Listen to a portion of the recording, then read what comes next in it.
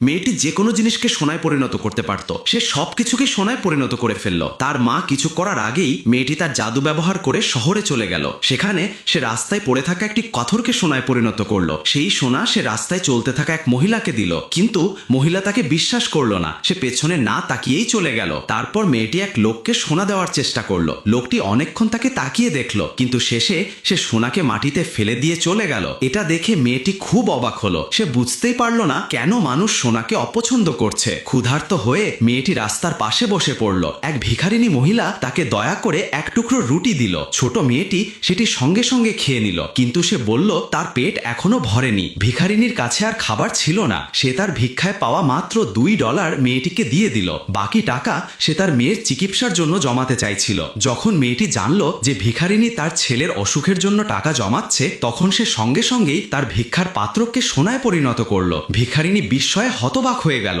সে বিশ্বাসই করতে পারছিল না যে এটা সত্যি।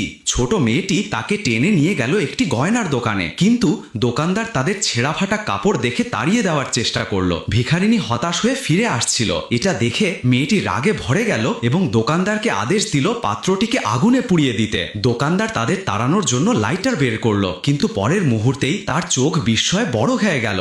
ঠিক তখনই দোকানের ম্যানেজার এসে গেল। সে সঙ্গে সঙ্গেই চিনতে পারল যে পাত্রটি খাঁটি সোনার। সে এর জন্য $1 মিলিয়ন অফার করলো। ভিখারিনী আনন্দের অশ্রুতে ভেঙে পড়ল। অবশেষে তার হাতে তার মেয়ের চিকিৎসার টাকা এসে গেল। ম্যানেজার তার ব্যাংক কার্ড বের করলো। ভিখারিনী ছোট মেয়েটিকে খুঁজতে লাগলো, কিন্তু সে দেখলো মেয়েটি হঠাৎই অদৃশ্য হয়ে গেছে।